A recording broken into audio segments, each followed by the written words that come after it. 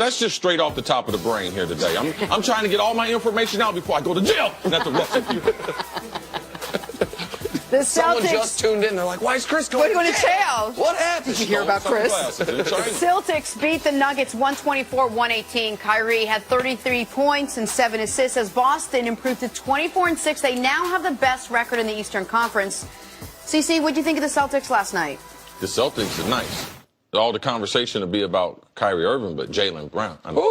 I mean, his ability to score the basketball. Last year, he was atrocious shooting the ball. I mean, not even a threat. Very, very athletic. I mean, the guy spent 1 year in college. Tremendous athlete. Great high school player. One of the top 5 high school players coming out several years ago.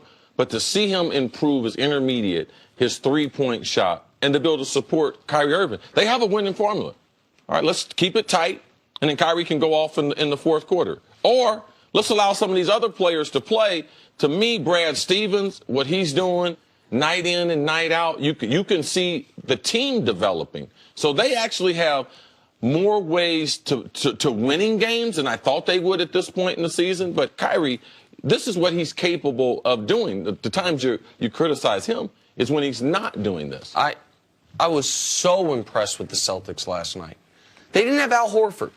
Al Horford, to me, through a third of the season, was one of the 5 guys who, if I had a ballot, would have gotten an MVP vote for what he does for that team on both sides of the ball. The #1 defense in the NBA, thought he was their most important defensive player. They didn't have him last night. And you know what? Their defense suffered mightily. So what did they do? They went out and shot 60%, scored 124 points. Kyrie was super efficient. You mentioned Jaylen Brown, 25 points on 12 shots.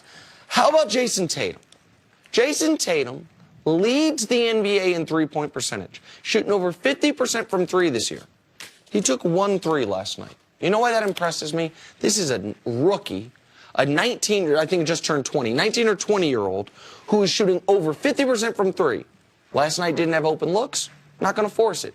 Going to move the ball around, pick my spots, still went 6 of 9 from the field. Right. The Celtics showed you they can win a totally different way, Jenna, not by choking teams out defensively. No, we're going to go outscore you too. If I told you at the beginning of the season that this Celtics team would shoot 60% without Al Horford, without Gordon Hayward in the lineup, with a rookie, without Isaiah Thomas, you'd say you're nuts. I don't see how that could possibly be. So give it up to Brad Stevens for finding a way when they are missing key players to make sure that team does not lose a beat. Yeah, got to give Brad some credit. That's a corner I've been on, man. I think Brad Stevens is I think he's encroaching on Greg Popovich's territory for best coach in the NBA. And I think you're delirious. Okay.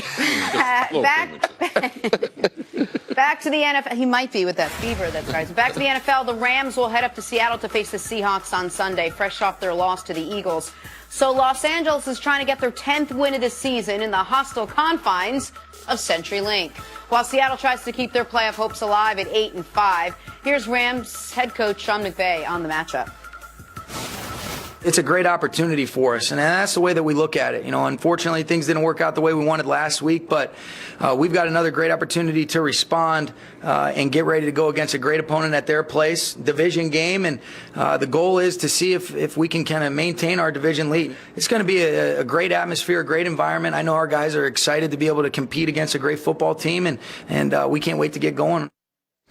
It's so funny because week in, week out, we talk about this Rams team. We throw Sean McVay's name around. And we're like, oh, what he's doing with Goff, and he's so good. But until you see him at the press conference, you forget how young he really is, that he is like, he's coaching a professional football team and doing a great job. He is younger than Nick Wright. He's younger than I don't even want to tell people how old you are, but that is very impressive, and you see it in him. What do you think about this matchup, CeCe? Which team, in your opinion, has the edge? This is a great opportunity for the Rams. You know, the Rams them and Arizona Cardinals have been the doormat of this division for a long time.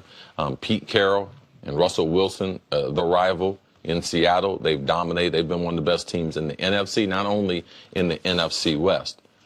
But the Rams, in one game, can take control, not only the division for the year, but can send a message for how this division is going to be in the future. You've got to be excited about Sean McVay.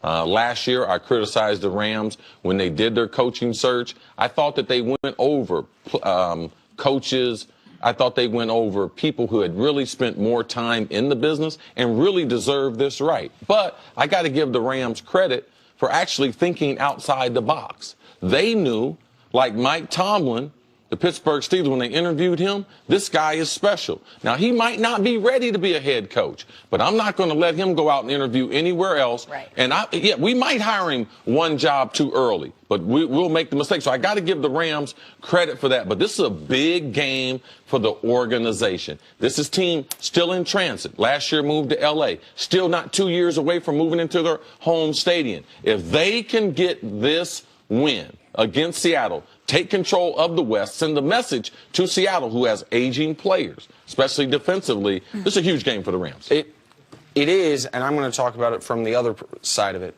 why it's such a huge game for them, not from what can happen with a win, but what can happen with a loss. See, they're 9-4. Mm-hmm. Seattle wins. Seattle takes the lead in the division at 9-5 with the tiebreakers. Panthers already got 9 wins. Saints got 9. Vikings got 10. Eagles got 11. And the Falcons are sitting at 8-5, play Tampa Bay. If the Rams lose this game, they are one of the teams we will be discussing.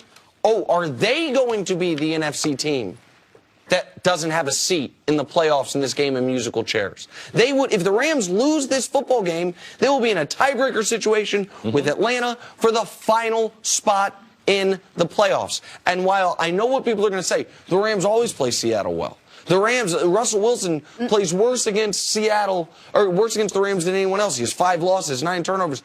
That's on the road. Is that what you were? Jared Goff had his worst game of the season against Seattle this year. And the Seahawks, the last 12 times they played the Rams in Seattle, they're 11-1. Now, I understand a lot of those teams, that was the St. Louis Rams, it was the Jeff Fisher Rams, yes. It was bad Rams teams. But we remember the Rams beating the Seahawks a lot. That happened on the turf in the RC, whatever the dome was in St. Louis. That happened on the road. 4 of those 5 victories the Rams have had over Russell Wilson. So Seattle, I think, looks at this and says, listen, we've had a down year, we've had injuries. The Rams were like the hot team du jour. All of a sudden, they're coming to our building, a place where, even with injuries, we're one of the best teams in the league. And we win this game, not only do we take back control of the division, we can have them missing the playoffs once again. Yeah, we've seen Seattle without Earl Thomas. We've seen them without Cam Chancellor. We've seen them without Richard Sherman. Where we haven't seen them a whole lot with is without Bobby Wagner. And him and KD Wright, if they miss this game, they have a gaping hole in their defense. So if you watch this game on Sunday, I want you to watch Seattle's defense, and there's going to be at least 6 names out there that you don't know. All right? I looked at their depth chart, and they got 5 or 6 names that I didn't know. So it's going to be interesting. The Rams, Sean McVay, coming in with a game, they can send a message playing against a Seahawks team that we're not familiar with, especially on their defensive side. Just for translation, if there are 5 guys that CC doesn't know, there are probably 500 guys that I don't know. I just want to make sure you have that all set. All right, time now for some Hall of Fame hands. Chris, watch it.